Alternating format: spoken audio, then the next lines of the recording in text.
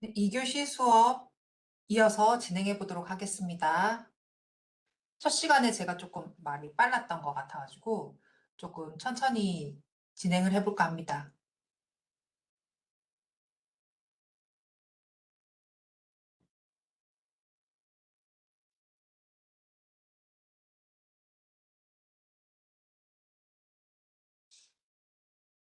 네, 이어서 이제 세법상 지켜야 할 의무 중에서 이제 출연재산의 매각대금부터 이제 시작해 보도록 하겠습니다. 이제 출연재산을 이제 매각하는 경우로 출연재산 매각 대금도 직접 공익 목적에 사용해야겠죠. 이 공익 목적에 사용하는 거에 대한 이제 매각 대금도 사용 기준이 있거든요. 그래서 매각 대금은 이제 매각일이 속하는 이제 과세기간 또는 이제 사업연도 종료일로부터 1년 이내는 30%, 이제 2년 이내는 60%, 그다음에 3년 이내는 90%. 에 이제 사용해야 됩니다. 이제 만약 이제 미사용하면은 2년까지는 이제 미달 사용액에 대해서 가산세를 부과하지만은 3년이 경과하는 경우에는 증여세가 부과됩니다. 이제 물론 고유목적 사업 외로 이제 이미 사용한 경우라면은 3년 내 사용 기간하고 상관없이 매각 시점을 증여 시기로 보아서 이제 증여세를 추징합니다. 이제 매각 대금은 앞서 이제 본 바처럼 직접 공익 목적에 사용하여 이제 그 매각 대금으로 직접 공익 목적 사용용 재산과 수익용 또는 이제 수입 사업용 재산을 취득한 경우를 이제 사용 실적으로 인정하고 있는데 그 수익용 재산의 경우에는 6개월 이상 운용해야 한다는 점이 있으니까 유의해 주시기 바랍니다. 뭐, 예를 들어서 그 매각 대금 중에서 일부를 수익용 재산인 이제 3개월 만기 예금 적금, 이제 정기 예금에 만약 예치했다. 그러면 이제 사용 실적으로 인정이 안 되고요. 적어도 6개월 이상 예치한 경우에만 인정된다는 점 기억해 주시면 될 것 같습니다. 그 출연 재산의 운용 소득, 다음 페이지.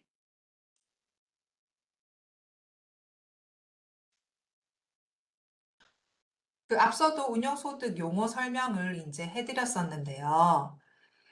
그 출연재산의 운용소득, 출연재산은 이제 을 수익 원천으로 해서 사용했을 때 발생하는 소득을 말했죠.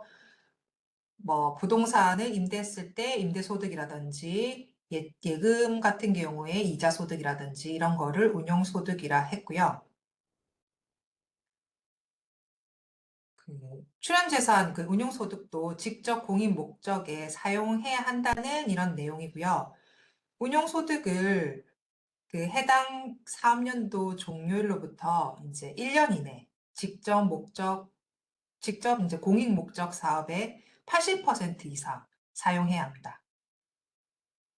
뭐 예를 들어서 뭐 2026년 올해 발생한 운용소득이 있다고 하면은 내년에 2027년 12월 말까지 그 80% 이상 직접 공익 목적에 사용해야 하고요. 만약에 이제 사용 기준에 미달하면은 미달 사용액의 10% 가산세 부과됩니다.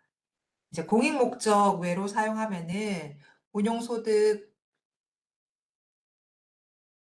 그 운용소득 금액하고 목적에 사용 그 금액의 비율만큼 출연 재산 평가액에 대해서 증여세가 부과되니까 유의해 주시기 바랍니다.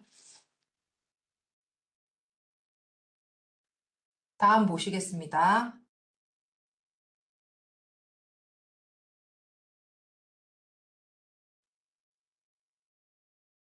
그 운용소득하고 관련해가지고 쉽게 이해할 수 있도록 한 번 더 이제 설명을 드리면요. 그 운용소득은 이제 출연받은 재산을 곧바로 이제 정관상 고유 목적 사업에 사용하는 게 아니고 뭐 정기예금이나 주식이나 임대사업에 사용해가지고 아까 발생한 이자소득, 배당소득, 임대소득 같은 이제 소득이라고 보시면 되고 여기에서 국가 등으로부터 이제 받은 이제 보조금 같은 경우에는 출연 재산 자체가 아니라고 계속 말씀을 드리는데, 이제 같은 선상에서 보조금에서 나오는 소득은 이제 역시 운용소득에 포함되지 않는다는 거 이해해 주시면 될 것 같고요. 또한 이제 증여세가 부과된 이제 출연재산 같은 경우에는 사후관리 의무가 종결됐기 때문에 80% 이상 사용해야 하는 의무도 없다는 거 기억해 주시면 될 것 같습니다. 사례를 통해서 한번 우리가 살펴볼게요. 첫 번째, 출연 재산이 만약에 60만 원 있어서 800원 만약 이자가 생겼다. 그 다음에 보조금 40만 원에서 200원 이자가 생겼다. 이런 경우에는 보조금 같은 경우는 출연 재산이 아니라고 했기 때문에 이때의 운용소득은 800원만 해당이 되겠죠.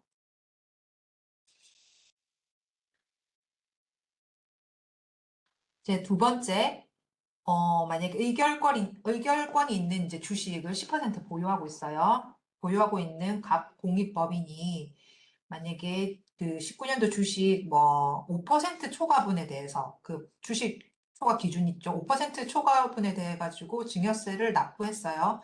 그 이후에 만약에 21년도에 10만 원 배당을 받았다. 이런 경우에 운용소득은 얼마인가?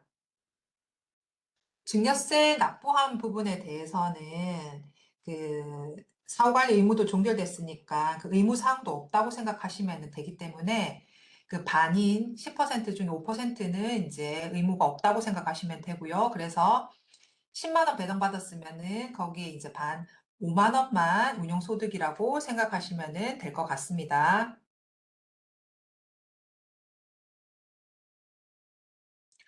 그다음에 세 번째, 을공익법인이 만약에 출연재산은 3년 내 공익목적 사업에 사용하지 않아서 이미 부동산 평가 가액을 증여과세 가액으로 포함이 되면은 이 부동산에 대해서 발생한 임대소득에 대해서는 운용소득인가, 얼마인가 라고 보면은 운용소득이 없는 걸로 봐야겠죠.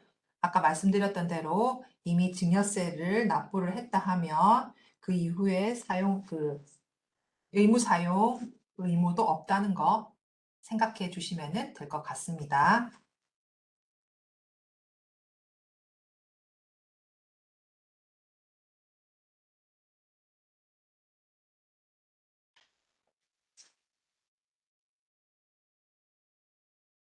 그리고 이제 매각 대금은 그 보통 이제 6개월 이상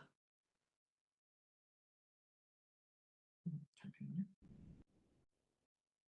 일단 운용소득인 이자 소득을 다시 이제 정기예금으로 만약에 적립한 금액은 이제 공익 목적 외의 사용으로 보아서 증여세 부과하지 않으니까 공익 목적 사업 실정에는 포함되지 않으니까 주의해 주실 필요가 있습니다.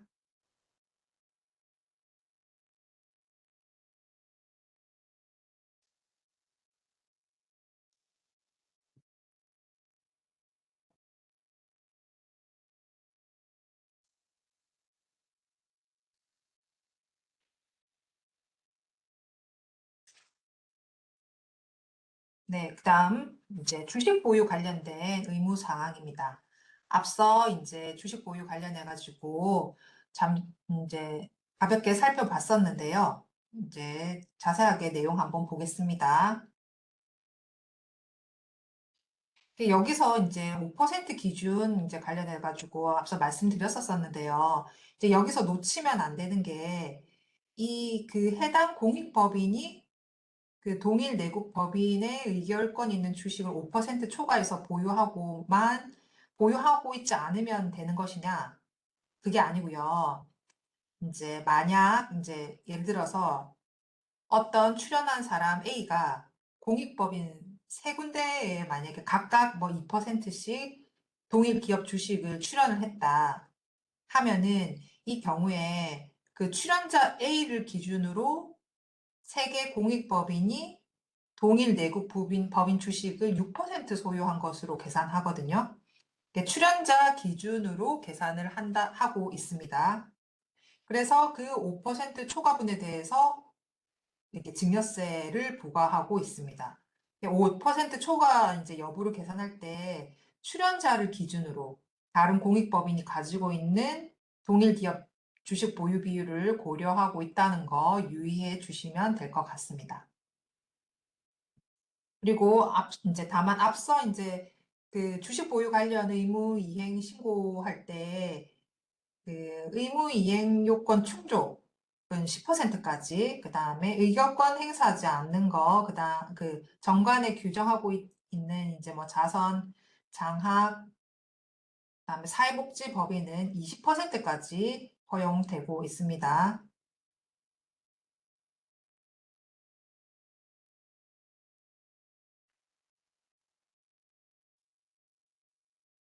그리고 계열기업 주식 관련해 가지고 또 주식 관련 그 금지 사항이 있는데요.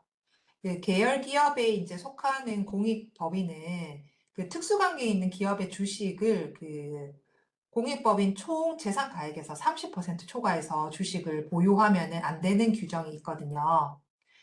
그래서 보면 이제 근데 그 50%까지 보유 가능한 경우가 있는데 이 경우는 회계감사 이제 뭐 결산 서류 공시, 그다음 전용 계좌 개설 사용 이렇게 하는 경우에는 50%까지 보유 가능합니다.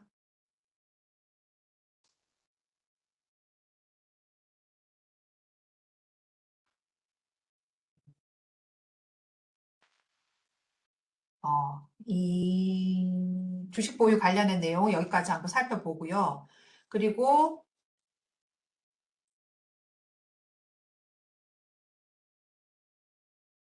그 주식 기준을 초과해서 보유하는 이제 공익법인 같은 경우에는 그 공익법인이 상증세법 제 이제 48조 제 10이랑 이제 의무이행 요건을 그 하나라도 이제 미충족하는 경우에는 그5% 초과 기준 이제 초과 보유 주식에 대해서는 증여세, 그다음에 30%그 동일 내국 그 계열 기업 주식의 그 총재산가의 30% 초과 보유분에 대해서는 가산세 이렇게 부여된다는 거 내용 있습니다.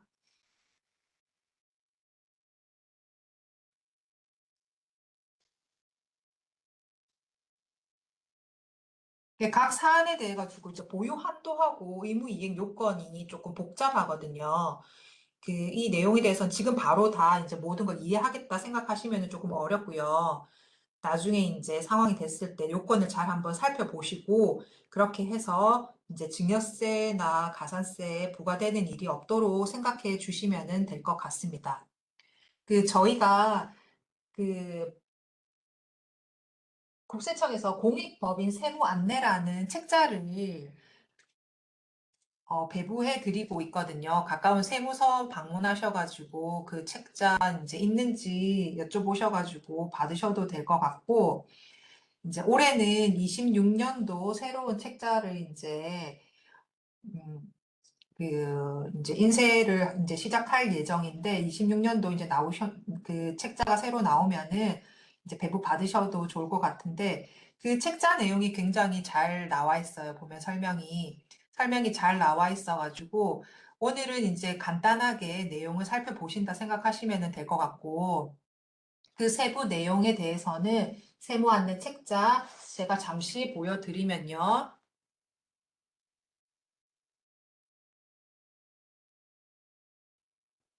네, 이런 책자 있습니다. 이런 책자 해가지고 이게 내용이 제법 많이 있어서 이 내용으로 자세히 조금 보시면은 참고하시면은 좋을 것 같고요. 제가 뒤쪽에서도 설명을 드릴 텐데 이 책자 내용 자체가 전부 다 PDF 파일로 해서 홈택스나 아니면은 이제 국세청 누리집에 PDF 파일로 올려져 있거든요. 그런 내용들 다운받으셔가지고 참고로 이용해 주셔도 굉장히 도움이 많이 될 듯 합니다.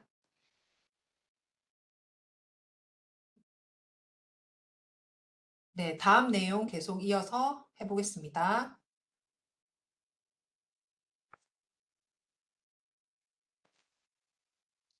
이제 다음은 출연자 이제 출연재산 일정 비율 의무 사용 관련된 내용이고요. 총 자산 가액의 5억 원 이상 또는 이제 해당 사업연도 수익 금액과 출연재산 합계액이 3억 원 이상인 이제 공익법인 그다음에 앞서 살펴본 이제 주식 보유 관련해서 의무 이행 신고 대상 공익법인 같은 경우에는 수익용 출연 재산의 1%를 직접 공익 목적 사업에 사용하도록 의무 사항이 있습니다.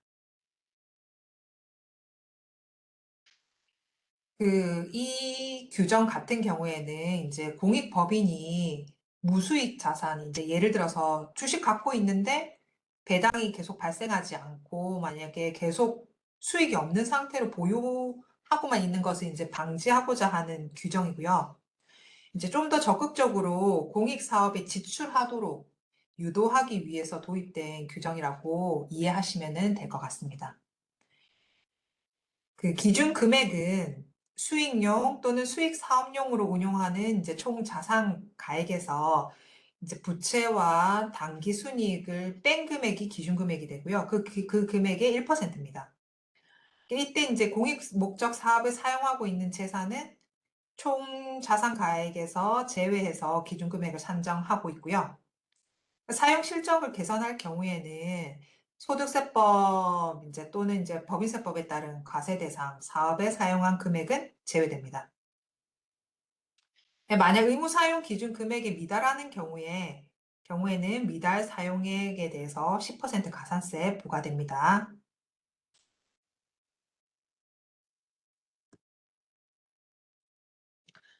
다음 32페이지 이제 출연자 등 이제 이사 취임할 때 해야 될 의무 사항입니다. 세법에서는 출연자 등이 이제 공익법인의 이사나 임직원이 되는 것을 이제 제한하고 있거든요. 그래서 출연자 또는 이제 그 특수관계인 이제 공익법인의 현재 이사수의 공익법인 이제 특수관계인이 공익법인 현재 이사수의 5분의 1을 초과해서 이제 이사가 되거나 임직원이 되는 경우에는 그 초과하는 이사 또는 임직원한테 지출된 거의 전액, 경비 전액을 가산세로 부과하고 있습니다. 가산세가 굉장히 크거든요, 이게. 그래서 아주 유의를 해줘야 되는데, 그, 말씀드렸던 대로 그 5분의 1을 초과한 이사 또는 임직원에게 지출된 경비 전액이라 하면 이제 급여, 같은 인건비, 그 다음에 복리후생비, 판공비, 뭐 여비, 교통비 이런 판공비 일체에 직간접 경비 전액을 가산세로 부과하고 있거든요. 대상이 되면 금액이 상당히 크다고 생각하시면 됩니다. 해당 제한 규정을 적용받는 공익법인에 해당하는지는 이제 상증세법 시행령 이제 뭐 38조 10이랑 이제 규정되어 있는 이제 출연자하고 공익법인 관계를 확인할 필요가 있거든요. 그래서 그리고 출연자가 이제 단독으로 출연 설립하거나 아니면은 특수관계 있는 자하고 공동으로 출연 설립 또는 이사 과반수 차지하는 경우에도 제한 규정이 적용되기 때문에 잘 살펴봐야 될 것 같습니다. 이번 신규 공익법인이 뭐 이런 형태로 이제 설립됐는지 아니면은 뭐 선임된 이사 과반수가 출연자하고 그 특수관계인으로 구성되어 있는지 검토를 잘 하셔야 되고요.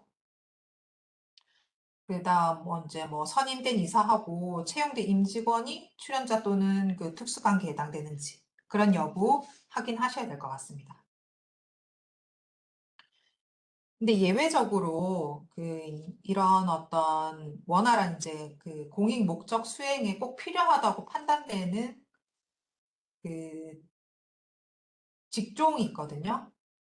꼭 필요하다고 판단된 이제 전문 자격 소지자 같은 경우에는 임직원 채용이 허용되고 있으니까 지금 여기 보시면은 뭐 의사라든지 교직원이라든지 이런 전문 자격 소지자는 임직원 채용을 허용하고 있으니까 그 범위에 해당되면은 가산세는 제외가 됩니다. 이 점 참고하시기 바라고요.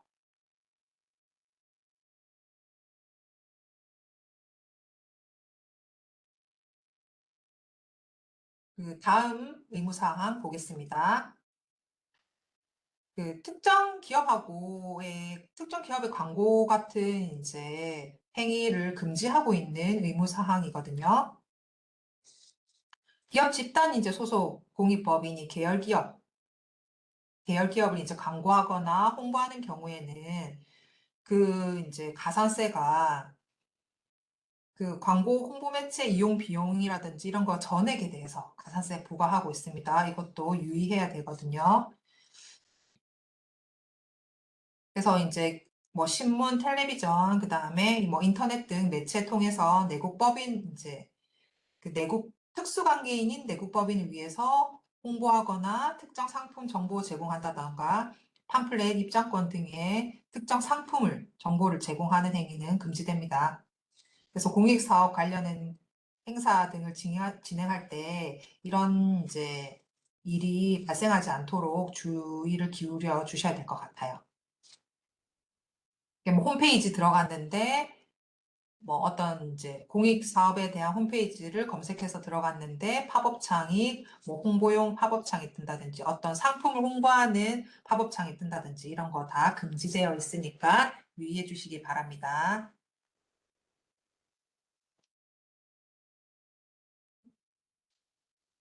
다음 페이지 보겠습니다. 다음 이제 자기 내부 거래할 때 이제 지켜야 될 의무입니다. 그 공익법인이 출연받은 재산이나 출연받은 재산으로 취득한 재산, 그 다음에 출연받은 재산을 매각한 대금, 이런 거는 그 특수 관계인한테 뭐 무상으로 준다든지 뭐 저가로 준다든지 이렇게 되면은 증여세가 부과됩니다. 그 정당한 대가 지급하지 않고 이제 사용 수익하게 되는 경우 이런 때도 증여세 부과되거든요.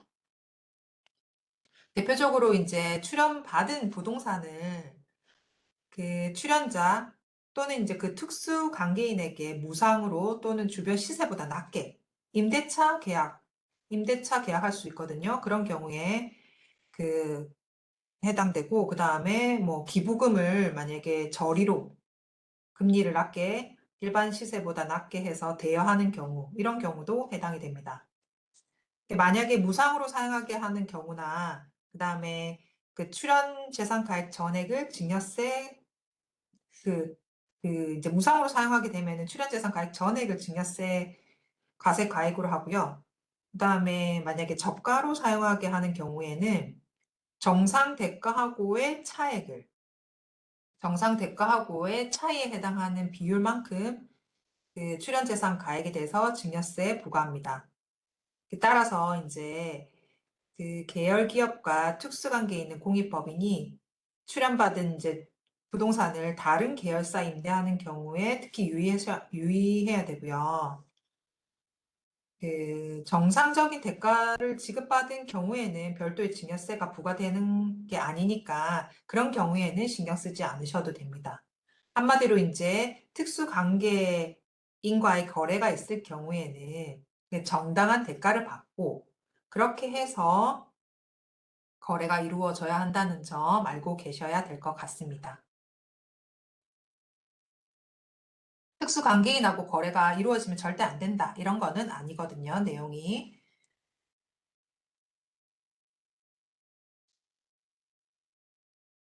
다음, 그 특정 계층에게만 공익사업의 혜택을 제공하는 것을 금지하고 있는 규정입니다. 그 공익법인이 출연받은 재산은 이제 사회 전체에 이제 불특정 다수인한테 이익을 이제 가게끔 해서 사용해야 되는데 그렇게 하지 않고 이제 예를 들어서 사회적 지위나 직업이나 뭐 근무처, 출생지 뭐 이런 거에 의해서 일부한테만 혜택을 제공하는 경우에 그 출연재산을 공익 목적에 맞게 사용하는 게 아니기 때문에 증여세가 가세됩니다. 이제 물론 설립이나 뭐 또는 정관 변경을 통해 가지고 허가하는 조건으로 이제 주무부 장관이 그 재경부 장관하고의 협의해 가지고 공익사업 수혜자 범위를 정하는 경우에는 그 예외로 하고 있는데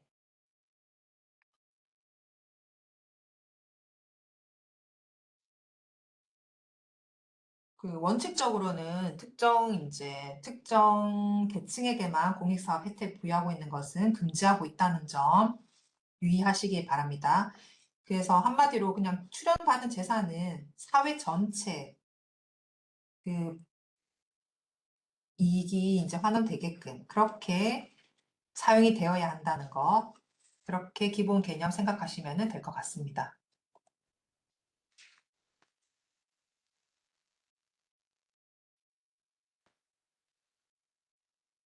끝으로 이제 공익법인 해산할 때 이제 지켜야 될 의무입니다. 그 영리법인 같은 경우에는 해산 결의한 후에는 이제 청산 절차 진행해서 이제 자녀 재산 있는 경우에 주주들한테 배부하는 게 원칙이지만 공익법인 같은 경우는 국가 지자체나 이제 뭐 동일하거나 아니면은 주무부 장관이 유사하다고 인정하는 공익법인에게 자녀 재산을 기속시켜야 합니다. 만약에 이제 이를 위반하면 해당 재산 가액은 공익법인이 증여받은 것으로 보아서 공익법인에게 증여세 가세되고요. 그 자녀 재산을 받은 귀속자에게도 증여세가 가세됩니다. 이에 따라서 이제 공익법인은 국가를 대신해서 공익 이제 사업을 영위하는 거고, 그에 따른 다양한 이제 세제 지원을 받고 있는 만큼, 그 마지막까지 공익법인으로서 지켜야 할 의무를 잘 준수할 수 있도록 주의를 기울이는 것을 당부드립니다. 이상으로 이제 공익법인이 지켜야 할 세법상 의무까지 살펴봤고요. 다음은 지원 사항 한번 보도록 하겠습니다. 이제 어려운 내용은 거의 끝났습니다. 다음 페이지부터는 여러 가지 홈택스 뭐 이용하는 방법이라든지 여러 가지 지원 사항들 한번 보겠습니다.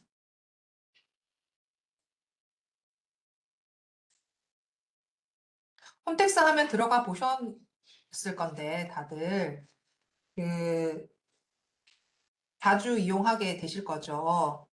홈택스 검색해서 이제 들어가시면은 첫 화면에서 회원 가입하시고 로그인 하시거든요. 로그인 하시게 되면 이제 보여지는 화면입니다.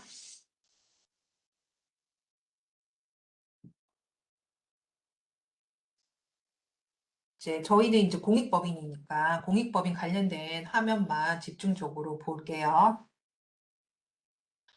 그 신고하거나 그다음에 보고서 제출하는 이제 루트가 두 가지라고 보시면 되는데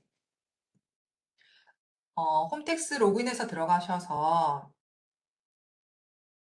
그 제일 위에 메뉴바 보시면은 지급 명세서 자료 공익법인이라고 되어 있는 거 클릭하시면 왼편에 공익법인 보고서 제출 공시 그 메뉴바가 있습니다. 그거 클릭해서 들어가셔서 들어가는 방법이 있고요. 그 다음에 이제 홈택스 첫 화면에서 그 화면 하단에 보면 세무 업무 가이드 맵이라는 게 있습니다. 세무 업무 가이드 맵이라고 있는데 여기에서 이제 여기 페이지를 이제 보시다 보면은 공익법인 종합 안내라고 되어 있는데 바로가기 클릭하시고요. 바로가기 클릭하시면은 이제 공익법인이 이행해야 되는 이제 협력 의무가 우리 앞에서도 살펴봤지만 굉장히 많잖아요. 이 다양하게 있는 협력 의무를 조금 이제 관련된 메뉴를 여기저기 분산돼 있는 거를 화면을 이제 조금 합쳐서 볼 수 있게끔 보시기 편하게 그렇게 되어 있는 게 이제 공익법인 종합 안내 포털이라고 생각하시면 될 것 같습니다.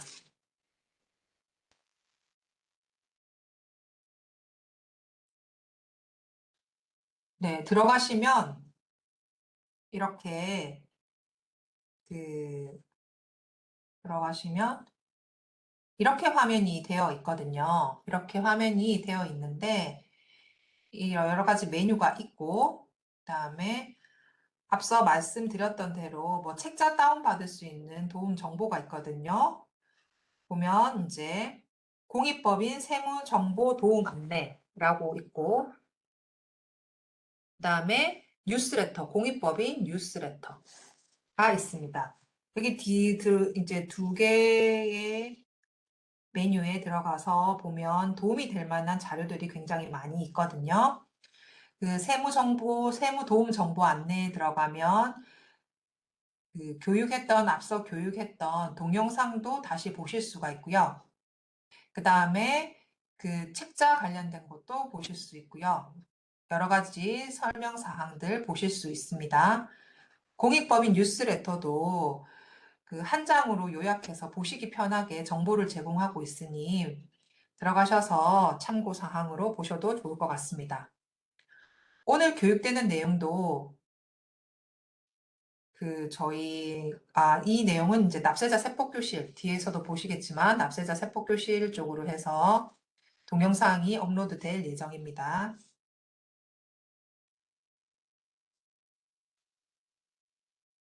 네, 이 화면이 이제 공익법인 안내 포털로 들어가서 첫 화면입니다.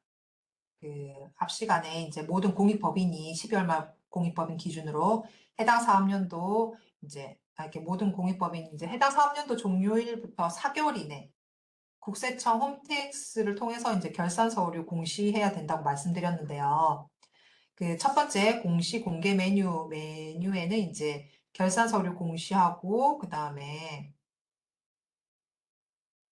뭐 기부금 모금액 및 활용 실적 공개 이런 메뉴들이 있고요.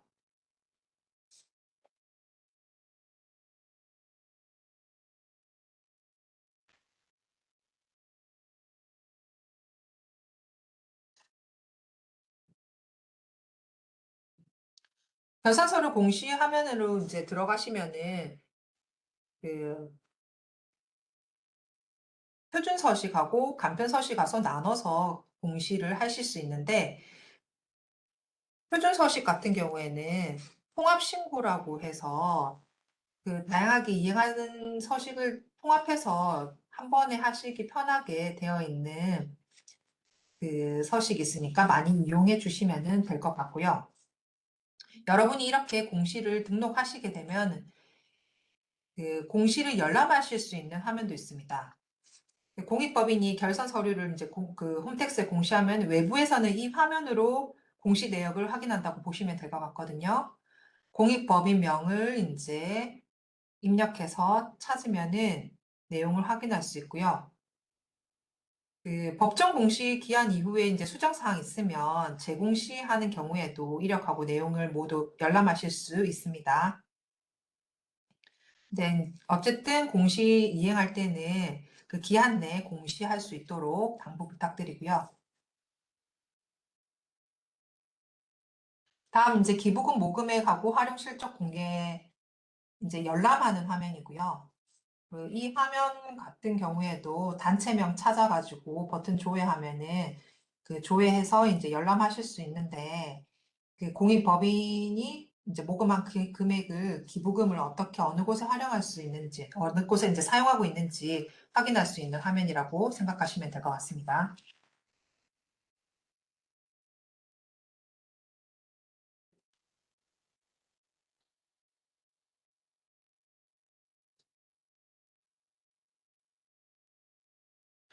네, 다음 화면은 그 결산 서류를 이제 공시 기간별로 그다음에 이제 공익사업 유형별로 다운받을 수 있는 화면인데요. 이거는 이제 개인들보다는 연구기관들이 사용하는 화면이라고 보시면 좋을 것 같습니다. 공익단체에 대해서 이제 공익법인에 대해서 연구기관들이 많이 연구하고 있거든요.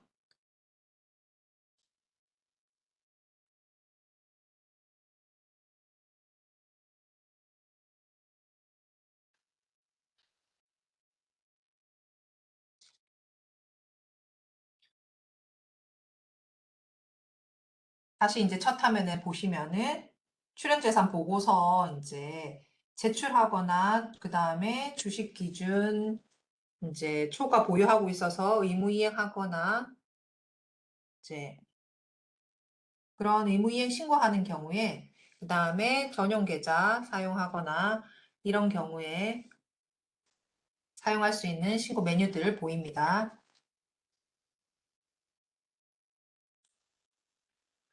이 화면은 전용 계좌 이제 공익법인 계좌 신고, 전용 계좌 개설 신고 화면인데요. 그 재경부 장관 지정고시로 공익법인 된 경우면 그 고시로부터 3개월 이내에 이제 그 이 화면에서 이제 신고하시면 된다고 생각하시면 될 거예요. 화면에서 이제 보시면 공익법인 계좌 체크하시고 그 계좌번호 입력하셔가지고 조회하시고 계좌 추가해서 신청하시면 될 것 같습니다. 굉장히 간단하고요. 그 정보 공개 여부 이거는 그 외부에 내 이 계좌가 공개된다는 개념은 아니고요.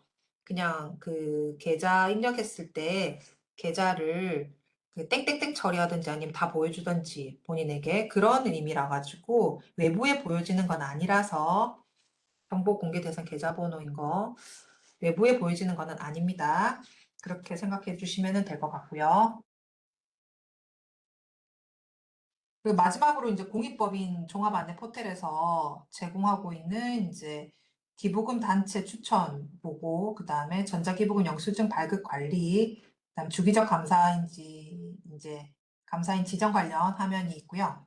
그 다음에 또 이제 뭐 생활하시다가 업무 처리하시면서 그 제보하실 내용, 뭐 공익법인이 공익적으로 뭔가 그 출연재산 사용하지 않고 사적 유용을 한다든지 탈세 혐의가 보인다든지 그런 내용들은 그 탈세 제보란을 통해 가지고 제보해 주셔도 됩니다.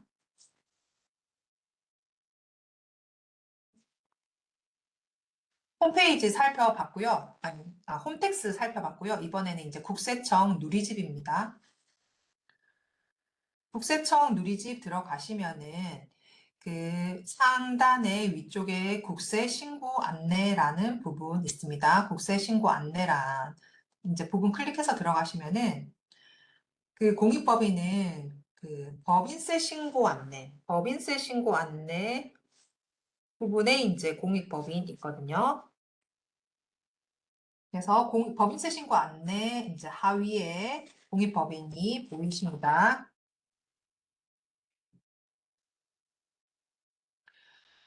그 여기 이제 이렇게 해서 들어가시면은 공익법인에 대한 이제 개요 내용, 오늘 제가 설명드렸던 거, 그 다음에 세제 혜택, 그다음 각종 의무, 그 다음 어떤 거 보고서 제출해야 되는지, 그 다음에 이제 뭐 기부금 장려 제도에 대한 설명, 그 다음에 주요 세법 해석 사례 이런 내용들 굉장히 도움이 될 만한 내용들 많이 담겨져 있습니다. 그래서 시간 나실 때 한번 보시고 참고해 주시면 큰 도움이 될 것 같고요. 그 주요 이제 신고 의무에 따라 가지고 각각 의무 중에 바로가기 버튼 누르면은 바로가기 버튼 눌러가지고 가면은 이제 각 신고 의무에 대한 자세한 설명 해가지고 설명이 있고 그 다음에 제출해야 되는 법정 서식도 이제 게재되어 있으니까 홈택스 신고 화면으로 바로 이동하셔 작성하실 수 있거든요. 그렇게 지원되고 있으니까 활용해 주셔도 될 것 같습니다. 그리고 참고 자료실에 그 보시면은 참고 자료실에 아까 홈택스에도 있었던 그 세무 안내 책자라든지 그 다음에 뉴스레터 그 다음 뭐 책받침 이제 파일 이런 게 수록되어 있거든요. 세무안내 책장 25년도 그 다음에 책받침 내용 이런 게 있어서 그 파일 받기를 통해서 이용하실 수 있으며 그 다음에 말씀드렸던 대로 이제 실물 필요하시면은 그 가까운 세무서에 그 이렇게 자녀분이 있는지 이제 26년도 거 곧 나올 예정이거든요. 그래서 3월 돼야 이제 곧 3월이네요. 3월 이제 중순 이후로 배부가 될 텐데 이제 수령할 수 있는지 문의한 다음에 그렇게 해서 방문 수령하셔도 될 것 같습니다. 여유분이 막 많지는 않지만 문의하셔가지고 수령 가능하실 것 같아요.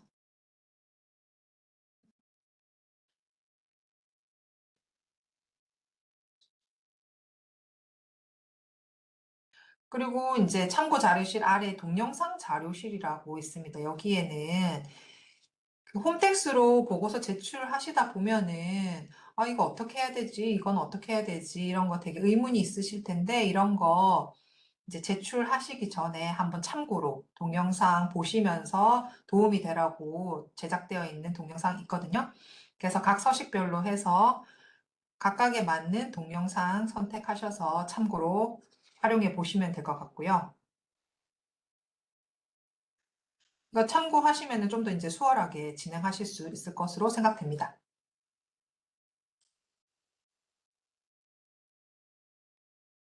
다음은 이제 국세법령 정보 시스템입니다.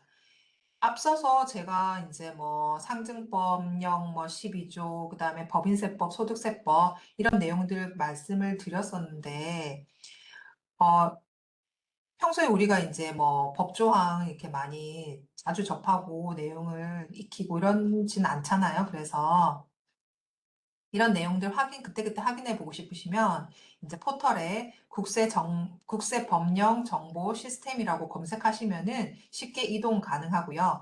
이 법령 정보 시스템에 들어가시면은 관련 법령 바로 이제 법령 들어가셔가지고 조세 법령 들어가시면은 확인 가능하시고요. 그다음에 주요 예규나 판례 같은 것들, 세법 해석령 판례, 결정례 이렇게 해서 소개되고 있으니까 법령 들어가시면은 주요 세법 관련된 이제 조세법령 이렇게 있고요. 확인해 보실 수 있고요. 그 다음에 이제 세법 해석례 들어가시면은 그, 그동안 이제 공익법인들이 법령 해석하면서 어려운 것들, 이제 질의한 내용에 대한 이제 과세 관청 답변들 보실 수 있거든요. 그런 부분들 조회하시면은 참고 많이 되실 것 같습니다. 질의 회신 내용 있거든요. 평소에 업무 처리하시다가 관련해서 이제 관련 세법 해석하시는데 좀 어려움이 있다. 그러면은 먼저 이 화면 먼저 보셔서 참고하셔서 그 유사한 내용이 있는지 조회하신 후에 도움 받아 보시면은 좋을 것 같습니다. 저희 직원들도 활용 많이 하고 있거든요. 판례 결정례 메뉴 들어가시면은 이제 과세전 적부심사부터 해서 뭐 이의신청 그다음에 뭐 심판 청구 이런 거 소송에 따른 이제 판례까지도 조회 가능합니다. 내용 보시면은 들어가셔가지고 공익법인으로 조회하셔가지고 하면 관련된 내용 그다음에 뭐 궁금하신 내용에 대한 이제 키워드 검색하셔가지고 조회하시면 될 것 같습니다.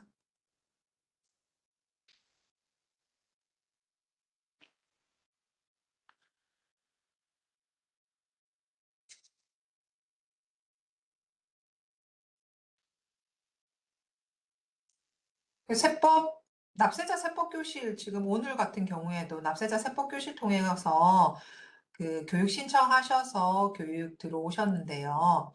다양한 거기에 들어가시면은 다양한 동영상이 이미 그 업로드 되어 있거든요. 이 이전에 그동안 해마다 실시했었던 교육 부분이 동영상이 업로드 되어 있어서 궁금하실 때 다시 이제 참고로 다시 보셔도 좋을 것 같습니다. 그다음에 이제 또 지원하시고 있는 내용 중에서 특수관계인 같은 경우에 일반 이제 실무 보시는 분들은 이제 출연자하고 그 특수관계에 대한 이제 여러 가지 이제 사항을 판단하시기 힘드시고 제한 규정에 대해서도 복잡하기도 하고 해서 실무하시는 분들이 파악하기 힘드실 때 그 이제 도움이 되고자 그 마련한 제도고요. 특수관계인 이제 뭐 이사나 임직원의 특수관계인 해당 여부를 사전에 파악할 수 있도록 도와주는 제도거든요. 그래서 이제 그런 부분이 있으면은 상담 신청 대상 되시는 이제 공익법인 같은 경우에는 홈택스나 이제 우편이나 이런 식으로 해서 신청서 제출해 주시면은 그 부분에 대해서 이제 이제 담당 직원이 검토한 후에 결과 통지해 드리고 있으니까 적극 활용해 주셔도 될 것 같습니다.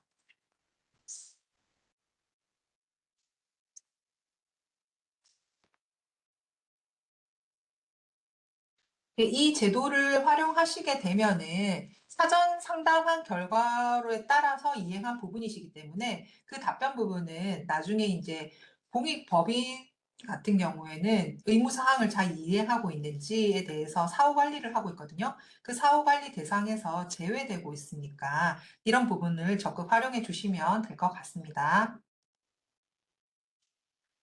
어, 지금까지 이제 국세청이 제공하고 있는 이제 공익법인의 다양한 지원, 그 다음에 그 홈택스나 누리집에 나와 있는 서비스 내용들 알아봤고요. 그 이제 지금부터는 이제 그동안 이제 기존 공익법인이 자주 문의하거나 궁금하신 내용, 이게 상담 사례 중심으로 해서 내용을 살펴볼 예정이거든요. 중요한 내용만 한번 보고 지나가도록 하겠습니다.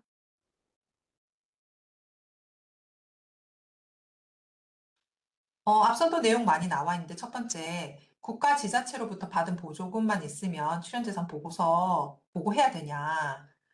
이제 그 보조금만 있고 별도 출연재산 없는 경우에는 출연재산 보고서 제출 대상 아니거든요. 그래서 그리고 이제 국가 지자체로부터 증여받은 재산 공익법인 해당 여부 상관없이 과세되지 않는다는 거. 앞 계속 설명드렸던 내용이고 사실 그리고 안 없었던 내용 중에 그 공익법인은 지점인 경우에도 이런 세법상 그 납세 협력 의무 이행해야 되는지, 그 공익법인은 그 해당 지점의 본점이 납세 협력 의무를 다 이행해야 한다는 거 유의해 주시면 될 것 같습니다. 지점이 아니고 본점에서 다 모든 이런 의무 사항을 이행해야 한다는 거 체크해 주시면 될 것 같고요.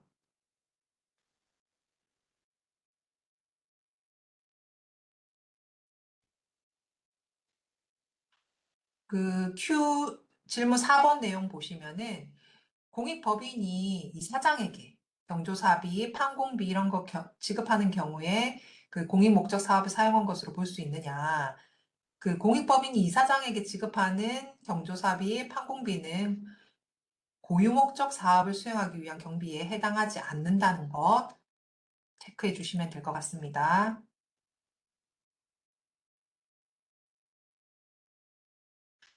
질문 다섯 번째 보겠습니다. 그 출연받은 재산은 3년 내에 직접 공익 목적 사업에 전부 사용해야 되는데 그 출연받은 토지에 건물 신축하는 경우 이거는 이제 공익 목적 사업에 사용하는 시점은 언제로 보느냐?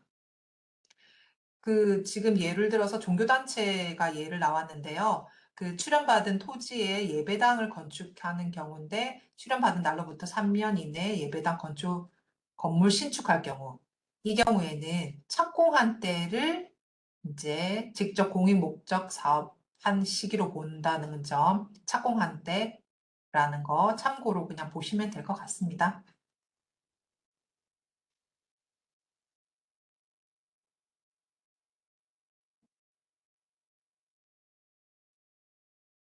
앞서 살펴본 내용들이 주로 나와 있고요. 그리고 지금 이제 유의사항이 나와 있습니다. 유의사항 관련된 부분 한 번씩 읽어보시면서 이거 내가 지금 이행했는지, 그 다음에 어떤 내용이 있는지 한번 살펴보시면서 읽어보시면은 도움 많이 될 것 같습니다.